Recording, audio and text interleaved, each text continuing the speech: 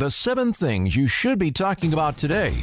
Number 7. If you have not followed this story out of McCalla, I need you to go learn about it today. An Alabama pastor is telling the story about what happened when his grandson killed his grandson's wife and 4 children, including 2 of his and a niece and nephew. Just absolutely horrific stuff here. They run through a lot of stuff that's gone on in this person's life, his problems with different medications that he was on. He was on 9 different psychotic medications when they got him at 12 years old and started raising him. He had suffered physical, sexual, mental, and drug abuse. There were a lot of problems here. The access to the firearm is, I think, a huge part of this story, especially if we had all these problems. Why did he have access to the firearm? I'd like to learn more about that. But the story is heartbreaking all the way around. I just suggest you go read it. There are people trying to make this about Medicaid expansion and politics. Let's not do that. Number 6.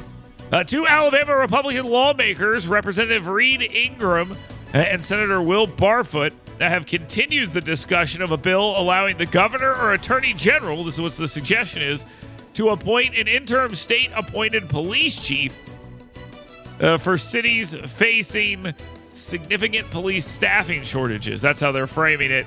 I would add, and crime. That would probably be the other reason. The goal is to provide leadership to improve recruitment and retention of police officers. The bill, facing opposition from local government advocates, requires a finding that police staffing is 30% or more below the average over the past decade.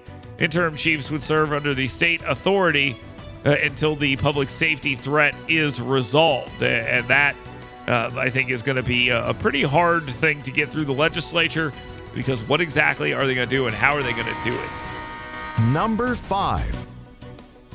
A 2-day sex sting has netted an absolutely unacceptable amount of perverts and predators in Lee County, Alabama. Authorities arrested 17 men for attempting to arrange sex with a 15-year-old girl. The operation, conducted by the Lee County Sheriff's Office, Opelika Police, and other agencies, involved undercover investigators chatting, ready for this, 249 individuals online. 249 different people in 2 days. The hell? Charges include prostitution with a minor, traveling to meet a minor, electronic solicitation of a minor, with bonds for the suspects set at a minimum of $110,000 each. Again, they set up this sting, and 249 people tried to talk with an underage girl in 2 days, and 17 tried to come and arrange sex with that person. Number 4. The Secret Service director is ultra screwed because she cannot answer very simple questions. And I'm not so sure that even the honest and true answers given in a forthright way are going to be good enough, because the Secret Service completely screwed up. Representative Nancy Mace, a Republican of South Carolina, represented a frustrated room of congresspersons, they, thems, whatever they're called, and many Americans when she accused Secret Service Director Kimberly Cheadle of dishonesty during the House Oversight Committee hearing, criticizing her for the leaked statement regarding the failed assassination attempt on the former President Donald Trump, calling her response, I mean, this is just amazing stuff here, bull blank. Yeah, so there we are. It's wild stuff here. Gary Palmer also asked some pretty hard questions. This is not over, obviously. Number 3.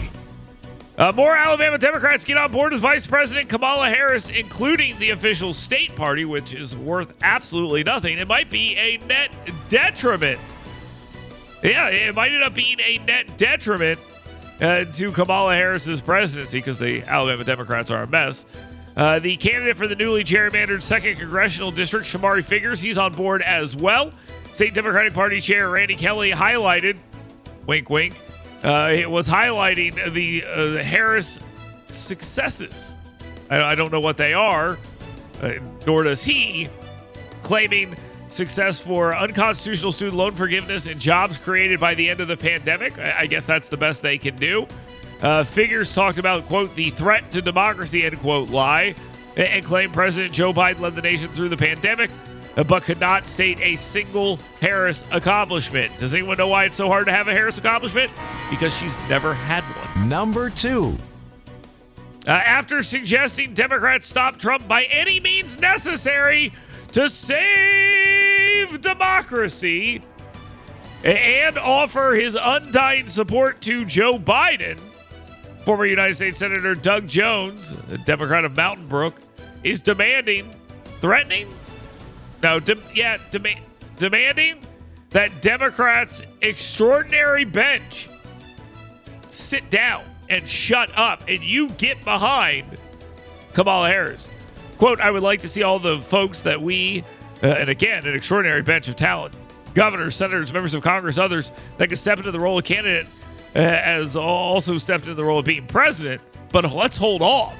I'm asking all those folks who have eyes on that office, who have the ambitions to hold off right now. Not only is it gibberish, but it's also him saying, you better sit down and get behind Kamala Harris because I say so.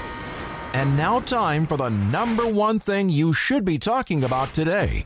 I will remind you guys that we are seeing exactly what we expected, exactly what I predicted. The media has completely turned on a dime and has went out, and they are now in the submissive position for Kamala Harris. And they have decided that they are part of the Kamala Harris campaign.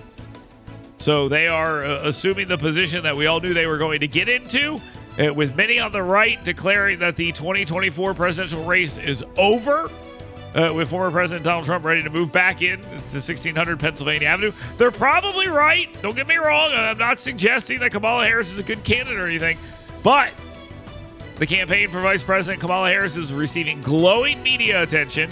It's raising a ton of money. They're meeting with Biden staffers and a robot Biden. They're racking up 50% of the delegates needed. I think they now have all of them. I think they now have every one of the delegates they need at this point as we talk. But they have all the delegates they need. They've got a whole bevy of Democrat endorsements, and she appears to be the inevitable nominee. Harris has raised $81 million plus. Let's just go ahead and put a plus there because this is not stopping anytime soon. She's received endorsement from 6 key Democrat governors. That's a quote. And some polling shows Trump with a mere 2-point national lead over Harris. Now, the 100 days that we have left here will be a nonstop 24/7 push to make Kamala Harris seem likable, competent, smart. Now, this is not going to be easy for the media, but they're in. They're showing you they're all in. They're making it 100% clear that they are ready for this. They're in on this fight, and here they go. We are now watching as it is Donald Trump, once again, versus the state and versus the establishment. That's where we're at. We're right back in the 2016, 2020 mode. Gone is the we've got to get Donald or Joe Biden out. Now it's Donald Trump is back to enemy number 1. Shouldn't be surprised by this. We've all predicted this was going to happen, and that's where we are right now. Let's take a quick break. We will continue this conversation on the other side. If you would like to weigh in here, you are welcome to do so. Talk or text 205-545-9950. We'll be joined by Tommy Tuberville a little bit later in the program. We'll have a conversation with him about what's going on there in Washington, D.C., what's happening with this campaign, and how he got it all right. Yeah, he was right about all of this. So we'll have a conversation with him about that as we move forward. But again, get your questions in here for 10 with him at the end of the program. 10 questions in about 10 minutes. 205-545-9950. I'm Dale Jackson. This is News and Views, the fastest hour of radio anywhere on your radio dial. You're listening to News and Views with Dale Jackson.